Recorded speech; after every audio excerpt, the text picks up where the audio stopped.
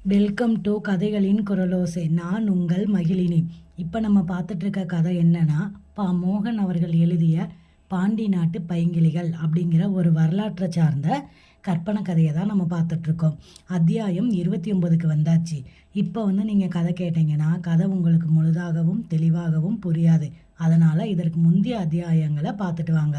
இதற்கு முந்தைய அத்தியாயங்களோட லிங்கை டிஸ்கிரிப்ஷனில் கொடுத்துருக்கேன், பார்த்துட்டு வாங்க. சரி, இப்போ நம்ம கதைக்குள்ளே போகலாமா? அத்தியாயம் 29. ஏலவர் குழலி காதல். மாலை நேர சூரியன் தன் பொன் கதிர்களை வீசி கடற்கரை பிரதேசத்தையே பொன்மயமாக்கி கொண்டிருந்தது. கடற்காற்று ஆனந்த கூத்தாடுவது போல் வேகமாக வீசிக்கொண்டிருந்தது.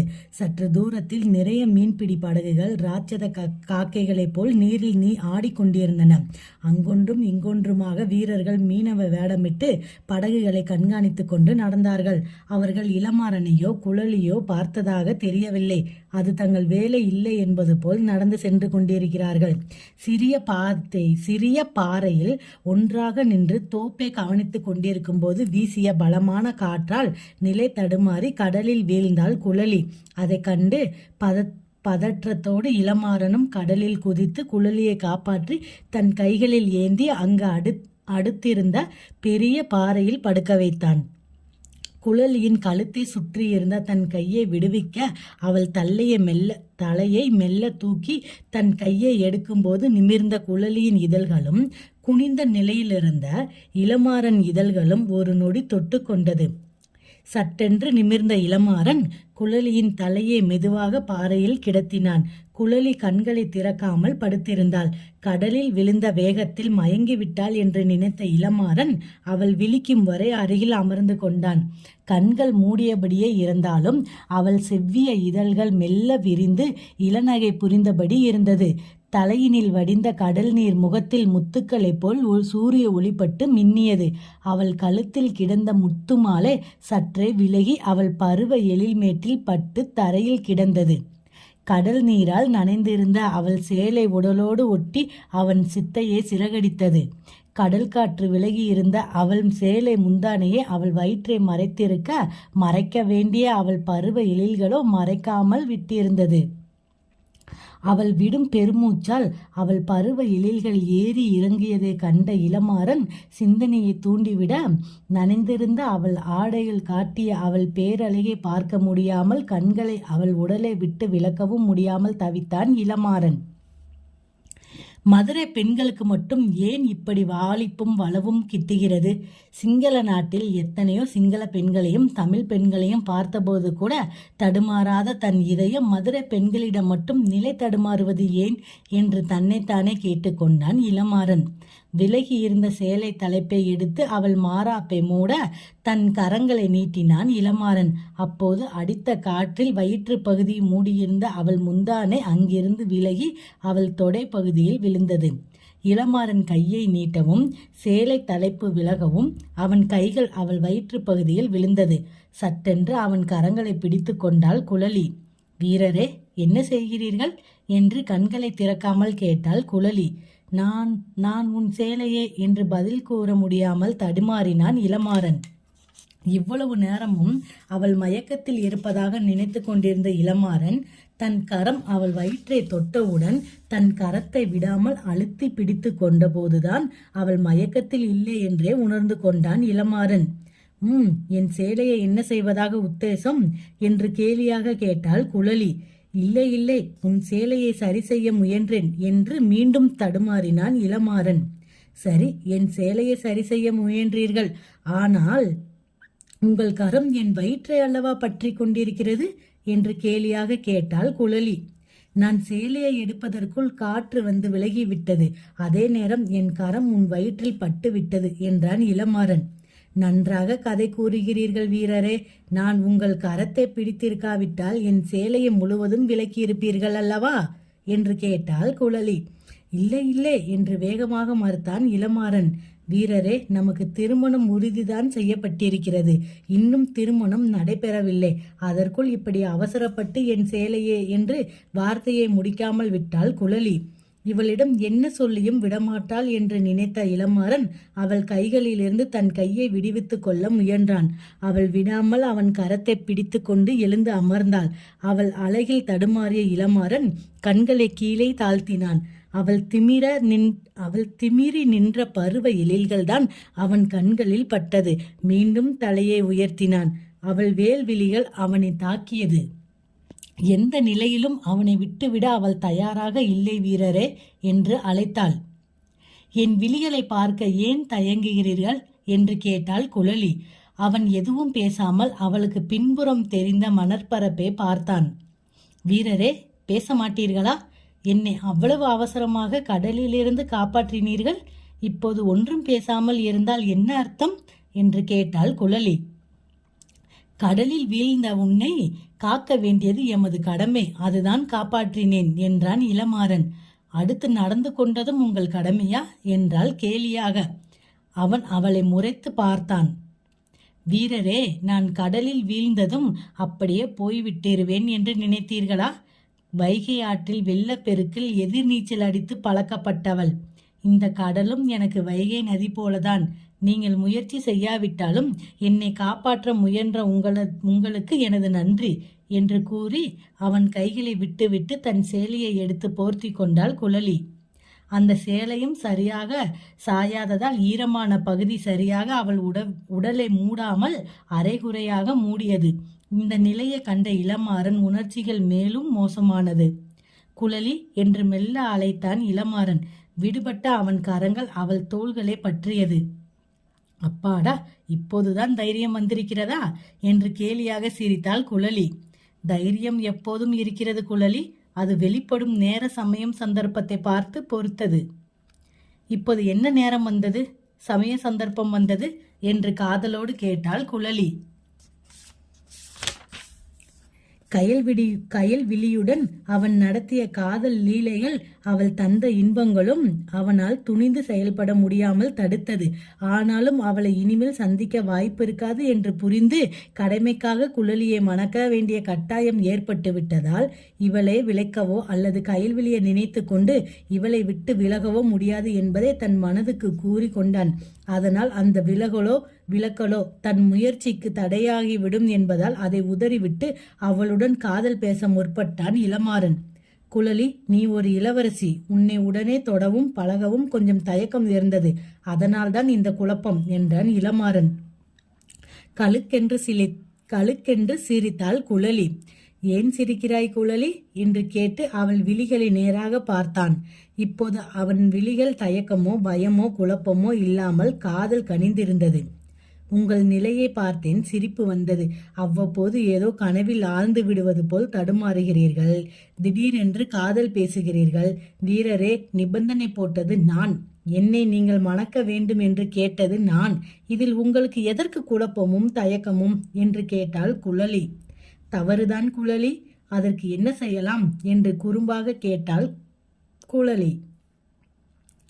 இப்படி கட்டிப்பிடித்து முத்திரை பதிக்கலாம் என்று கூறி இளமாறன் அவளை இழுத்து தன்னோடு அணைத்து கொண்டு அவள் இதழ்களில் இறுக முத்தமிட்டான். அதில் மயங்கிய குழலியும் இதைத்தான் நானும் எதிர்பார்த்து இவ்வளவு தாமதம் செய்துவிட்டீரே என்று தனக்குள் நினைத்து கொண்டு அவனுடன் தன் உடலை நன்றாக இளைய விட்டாள். அவன் இதழ்களை விடுவிக்கவும் அவள் நிமிர்ந்து அவனை பார்த்தாள். அவள் விழிகள் சொருகி இன்ப மயக்கத்தில் ஆழ்ந்திருந்தது. ஏன் நிறுத்திவிட்டீர்கள், அவ்வளவுதானா என்று குலைந்தாள் குழலி. நான் நிறுத்தவில்லை. பின்பு கொடுத்ததை பெற நினைக்கிறேன். இன்னும் கொடுத்து முடிக்கவே இல்லை. அதற்குள் எப்படி திரும்ப கிடைக்கும்? அவளை இன்னும் நெருக்கமாக இழுத்து தன்னுடன் இறுக்கி அணைத்து கொண்டான் இளமாறன். இன்னும் இன்னும் என்று அவள் வாய் முணங்க அதற்கு மேல் அவளை பேச விடாமல் தன் இதழ்களால் நிறுத்தினான் இளமாறன். அவன் மடியில் ஏறி அமர்ந்த குழலி அவன் கழுத்தில் தன் இரு கரங்களையும் மாலையாக்கி அணிவித்தாள். ஆனால் அடுத்த நொடி அது கயிறாக அவனை இறுக்கியது. அவன் கரங்களும் அவள் உடலில் அலைந்து எங்கு நிறுத்துவது என்று தெரியாமல் அலைந்து அவள் இடையே இறுக்கி பிடித்தான். அவள் வலியுடன் ஆ என்று குரல் எழுப்பினாள். ஏன் குழலி அலறுகிறாய்? இடுப்பை இப்படியா வலிக்கச் செய்வது என்று கூறினாள். விட்டுவிடவா? நான் விடவா சொன்னேன்? வலிக்கிறது என்றுதானே கூறினேன். வலித்தால் விட வேண்டுமா? யார் சொன்னது அப்படி? எனக்கு தெரியவில்லை. தெரியாமல் தான் இப்படி வலிக்க வலிக்க பிடித்து விடுகிறீர்களா? எதையோ இடுப்பையும் உதடுகளையும் தான். அது மட்டுமா, பிடிக்காமல் வலிக்கவும் செய்கிறது. எது?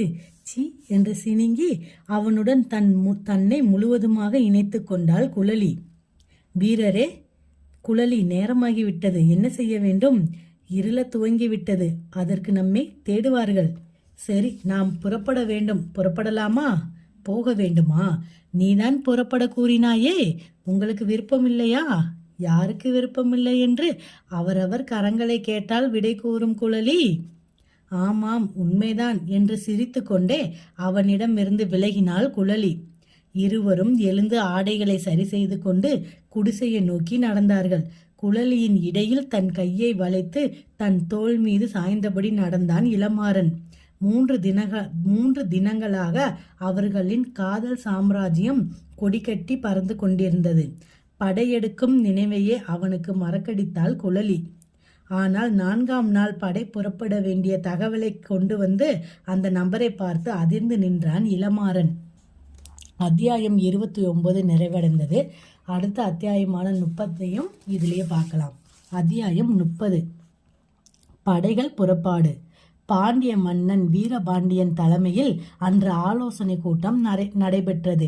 வீரபாண்டியனும் இளவரசன் இளஞ்செழியனும் இளமாறன், இளவரசி ஏலவர் குழலி மற்றும் படை தலைவர்கள் அனைவரும் கூடியிருந்தார்கள்.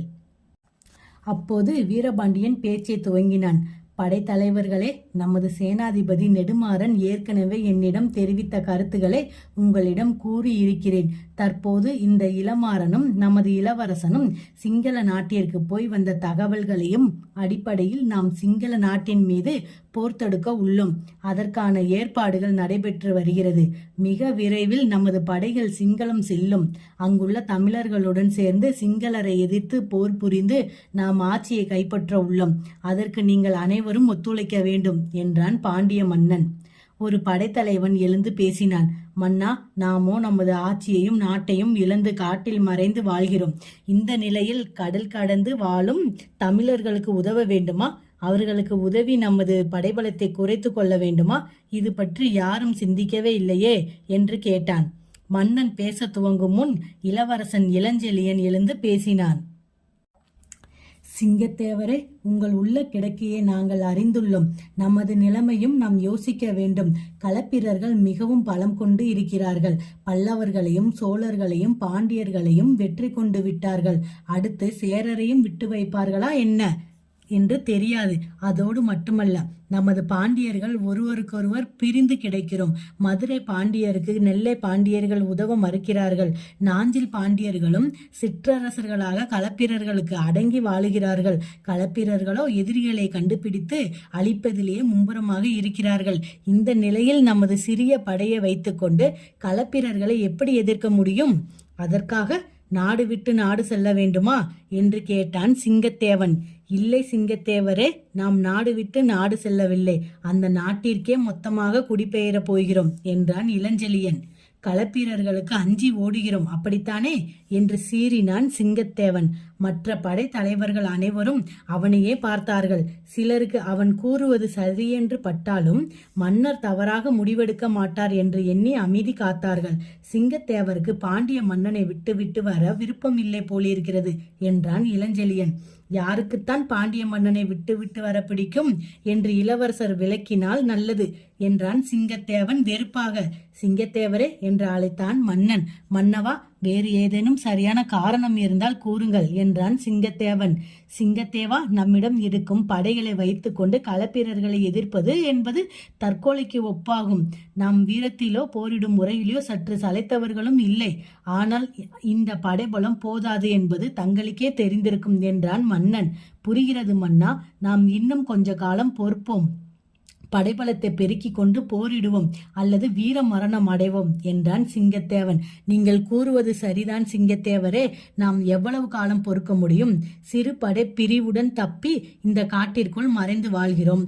நாம் படை திரட்ட முடிந்ததா எவ்வளவு ரகசியமாக படை திரட்டினோம். இப்போது நமது படைபலம் என்ன? இதற்கு எத்தனை ஆண்டுகளை செலவழித்து விட்டோம். நாம் மட்டுமல்ல, சோழர்களும் பல்லவர்களும் ஓடி ஓய்ந்து விட்டார்கள். நமக்கும் ஒரு காலம் வரும். அதுவரை இங்கேயே இருப்பதை விட கடல் கடந்து சென்று போரிட்டு நாம் அந்த நாட்டை கைப்பற்றுவோம், ஆட்சியை பிடிப்போம், நமது பலத்தை பெருக்கிக் கொள்வோம். அதன் பிறகு நாம் களப்பிரர்களை எதிர்த்து போரிடலாம் அல்லவா? அதற்கு இந்த சந்தர்ப்பத்தை நாம் ஏன் உபயோகப்படுத்திக் கொள்ளக்கூடாது என்று மன்னன் கேட்டான். நமக்கு அங்கு வெற்றி கிடைக்கும் என்பது என்ன நிச்சயம் என்று கேட்டான் சிங்கத்தேவன். இங்கு மட்டும் வெற்றியை எதிர்பார்த்து எப்படி காத்திருக்கிறோம்? அதே போல் ஒரு நம்பிக்கைதான். சிங்களத்தில் இப்போது சிங்களர்களுக்குள் ஒற்றுமை இல்லை. பலமான சிங்கள மன்னன் விஜயனை போல அங்கு யாரும் இல்லை. அவர்களுக்குள் பிரிந்து கொண்டு குடும்ப சண்டை போட்டு கொண்டிருக்கிறார்கள். தமிழர்களின் நிலையும் அதுதான். ஆனால் போராட வேண்டும் என்று எண்ணுகிற தமிழர்கள், சிங்கள ஆட்சியை அகற்ற வேண்டும் என்று எண்ணுகிற தமிழர்கள் நமக்கு உதவ தயாராக இருக்கிறார்கள். அவர்களுடன் சேர்ந்து கொண்டு நாம் போரிடுவோம், சிங்களர்களை வெல்வோம், ஆட்சியை பிடிப்போம் என்று பொறுமையாக விளக்கினான் மன்னன். அப்போதும் நமக்கு தான் ஆட்சி கிடைக்கும் என்பதற்கு என்ன நிச்சயம் அண்ணா? சிங்களர்களை வீழ்த்திவிட்டு நம்மை ஏமாற்றலாம் அல்லவா என்று கேட்டான் சிங்கமுகன். படைத்தலைவருக்கு நாம் இறுதி விடை கூறுகிறேன் என்று எழுந்தான் இளமாறன். எல்லோரும் அவனையே பார்த்தார்கள். மன்னவர் என்னை பொறுக்க வேண்டும், இடையில் எழுந்து நான் பேசுவதற்காக என்று அவரை பார்த்து வணங்கிவிட்டு பேசினான் இளமாறன். படைத்தலைவரே, ஏற்கனவே எங்கள் தமிழர் தலைவர்கள் இதற்கான உறுதிமொழியை மன்னருக்கு அளித்து விட்டார்கள். போரில் வென்றால் அங்கு நமது பாண்டிய மன்னரின் ஆட்சிதான் நடக்கும். இது எப்படி சாத்தியம் என்று கேட்பீர்கள். போர் முடிந்த பிறகு மன்னரை ஏமாற்றிவிட்டால் என்னாவது என்றும் கேட்பீர்கள். அதற்கு நம்பிக்கை ஒன்றுதான் வழி. போரில் யார் வேண்டுமானாலும் இறக்க நேரிடலாம், ஆனால் வெற்றி மட்டும் உறுதி. ஏனென்றால் சிங்களர்களின் ஒற்றுமையின்மைதான் இப்போது நமக்கு சாதகமான ஒன்று. மன்னன் இல்லாத சிங்கள ஆட்சி இப்போது நடைபெற்று கொண்டிருக்கிறது. அடுத்து யார் யாரை கொன்று ஆட்சியை பிடிப்பது என்றுதான் சிங்களர்கள் சிந்தித்துக் கொண்டிருக்கிறார்கள். இந்த நிலையில் நாம் போர் தொடுத்தால் வெற்றி நிச்சயம். காட்டில் உட்கார்ந்து காலம் கழிப்பதை விட ஒரு நாட்டை பிடித்து ஆட்சி செய்யலாம் அல்லவா? படைத்தலைவருக்கு புரியும் என்று நினைக்கிறேன் என்று பணிவோடு கூறி அமர்ந்தான் இளமாறன். சிங்கத்தேவரை என்ன கூற விரும்புகிறீர்கள் என்று கேட்டான் மன்னன். சிங்கத்தேவர் ஒருமுறை தன்னை சுற்றி அமர்ந்திருந்தவர்களை பார்த்தார். சட்டென்று தன் வாளை உருவினார். மன்னவா, எப்போது படை புறப்பட வேண்டும்? ஆணையிடுங்கள் என்றார் சிங்கத்தேவன். மிக்க மகிழ்ச்சி சிங்கத்தேவா, இதுவும் ஒரு நன்மைதான். உனக்கு விடையளித்ததன் மூலம் மற்றவர்களும் நிலைமையை புரிந்து கொண்டிருப்பார்கள். மிக்க மகிழ்ச்சி என்று பாராட்டினான் மன்னன். பிறகு என்றைக்கு படை புறப்பாடுவது, எப்படி புறப்படுவது என்று ஆலோசனை செய்யப்பட்டது. இருக்கின்ற மீன்பிடி படகுகளின் மூலம் வீரர்கள் புறப்பட வேண்டும். அவர்கள் சென்று கரையை அடைந்த பிறகு திரும்பி வந்து கொஞ்சம் வீரர்களை அழைத்து செல்ல வேண்டும். மொத்த வீரர்களும் படகு மூலமாகவே சென்று சிங்கள துறைமுகத்தை அடைய வேண்டும் என்றான் மன்னன். அதோடு ஒவ்வொரு முறை செல்லும் போதும் ஒவ்வொருவர் தலைமையில் படைகள் செல்ல வேண்டும் என்று கூறினான் மன்னன். அதுதான் சரி என்று ஆமோதித்தான் சிங்கத்தேவன். மன்னர், அவர்களுக்கு ஒரு வேண்டுகோள் என்றான் இளமாறன். என்ன இளமாறா என்று கேட்டான் மன்னன். படகில் செல்லும் வீரர்களின் ஆயுதங்கள் படகில் மறைத்து வைக்கப்பட்டிருந்தாலும் கையில் வில்லும் எரியம்புகளும் தயாராக இருக்க வேண்டும். இதுவும் ஒரு முன்னெச்சரிக்கை நடவடிக்கையாகத்தான் என்றான் இளமாறன். அப்படியே ஆகட்டும் இளமாறா. பொதிகை மலையிலிருந்து வர வேண்டிய வீரர்கள் வந்தவுடன் புறப்பட்டு விடலாம். சிங்களம் சென்ற பிறகு உன்னுடைய நண்பர்கள் வந்து நம்மை அழைத்து செல்லட்டும் என்று மன்னன் சம்மதித்தான். சற்று நேரம் அது சம்பந்தமாக ஆலோசனை நடத்திவிட்டு கலைந்தார்கள். ஆலோசனை முடிந்த பிறகு அனைவரும் தம் இடத்திற்கு சென்றார்கள். இளமாறனும் குழலியும் கடற்கரை பகுதிக்கு சென்றார்கள். மாலை நேரம் குளிர்ந்த காற்று வீசிக்கொண்டிருந்தது. குழலி, நீயும் மற்ற பெண்களும் பாதுகாப்பான இடத்திற்கு சென்று விடுங்கள். நாங்கள் போரை முடித்துவிட்டு வந்து உங்களை அழைத்து செல்கிறோம் என்றான் இளமாறன். ஏன், நாங்கள் வேண்டாத சுமையாகி விடுவோம் என்று அஞ்சுகிறீர்களா என்று கேட்டாள் குழலி. அவள் கை ஒன்று இளமாறன் கையை பிடித்தபடி இருந்தது. அதற்கில்லை குழலி, போர் நடக்கும் இடங்களும் பெண்களை அழைத்து செல்வது முறையல்ல, அதனால்தான் என்றான் இளமாறன். வீரரே, எங்களுக்கும் வாள் பிடிக்க தெரியும். நீங்கள் விரும்பாவிட்டால் சிங்களத்தில் ஒரு இடத்தில் எங்களை பத்திரமாக வைத்துவிட்டு நீங்கள் போரிட செல்லுங்கள் என்றாள் விடாபிடியாக. எப்படியும் எங்களுடன் வருவதென்று முடிவு செய்து விட்டாயா என்றான் இளமாறன். இதில் சந்தேகம் என்ன வீரரே? உங்களையெல்லாம் அனுப்பிவிட்டு நான் மட்டும் இங்கு தனியாக இருப்பேனா எதுவானாலும் நானும் என் தோழிகளும் வருவோம் என்றாள் உறுதியாக. சரி, உன் விருப்பம் என்றான் இளமாறன். ஏன், உங்களுக்கு விருப்பம் இல்லையா என்று கேட்டாள் குழலி. போகும் இடம் போர்க்களம். இருக்கட்டுமே, கல்லிலும் முள்ளிலும் கண்ணகி நடந்த வரலாறு எங்கள் நாட்டில் இருக்கிறது என்றாள் குறும்பாக. இளமாறனும் சிரித்து கொண்டே கடற்கரை பகுதியில் உள்ள குன்றின் மீது ஏறினான். குழலியும் அவன் பின்னே ஏறினாள். அவளின் இடுப்பில் கை கொடுத்து தன்னுடன் சேர்த்து அணைத்து கொண்டான் இளமாறன். இன்று காற்றடித்தாலும் நான் கடலில் விழமாட்டேன் வீரரே என்றாள் குழலி அவனுடன் நன்றாக இணைந்து நின்று கொண்டு. அன்றுபோல் இன்று சற்று வேகமாக அடிக்கவில்லை குழலி.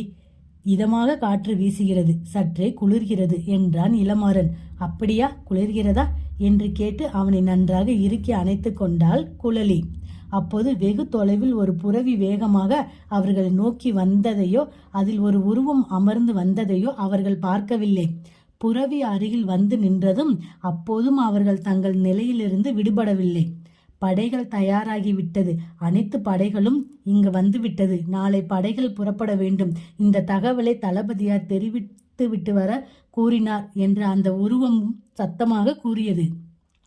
குரல் கேட்டு இருவரும் விடுபட்டு பார்த்தார்கள். புறவியில் அமர்ந்திருந்தது கயல்விழி. இருவரையும் தீக்கண்களால் பார்த்துவிட்டு புறவியை திருப்பி கொண்டு வேகமாக சென்று விட்டாள் கயல்விழி. இளமாறனோ அதிர்ந்து போய் நின்று விட்டான். மறுநாள் படைகள் புறப்பட்டது. அத்தியாயம் 30 இதோட நிறைவடைஞ்சிருச்சு. அடுத்த அத்தியாயமான 31 அடுத்த வீடியோவில் பார்க்கலாம். நன்றி.